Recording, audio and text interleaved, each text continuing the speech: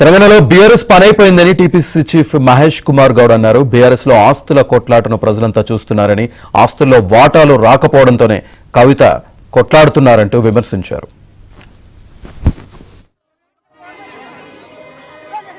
నిన్న మొన్న చూస్తా ఉన్నారు బీఆర్ఎస్ పార్టీలో జరుగుతున్న తగాద, బీఆర్ఎస్ పార్టీలో జరుగుతున్న ఆస్తుల కొట్లాట, కవిత గారి కొట్లాట దేని కొరకు?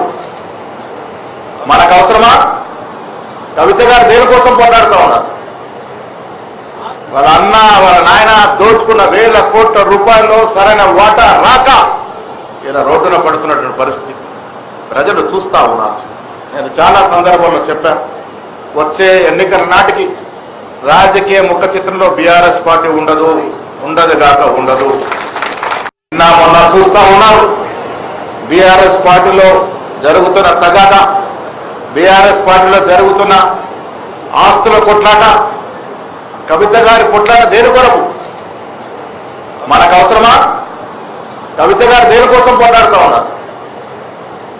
వాళ్ళ అన్న వాళ్ళ నాయన దోచుకున్న వేల కోట్ల రూపాయల్లో సరైన వాటా రాక ఇలా రోడ్డున పడుతున్నటువంటి పరిస్థితి ప్రజలు చూస్తా ఉన్నారు. నేను చాలా సందర్భాల్లో చెప్పాను, వచ్చే ఎన్నికల నాటికి రాజకీయ ముఖ చిత్రంలో బీఆర్ఎస్ పార్టీ ఉండదు కాక ఉండదు.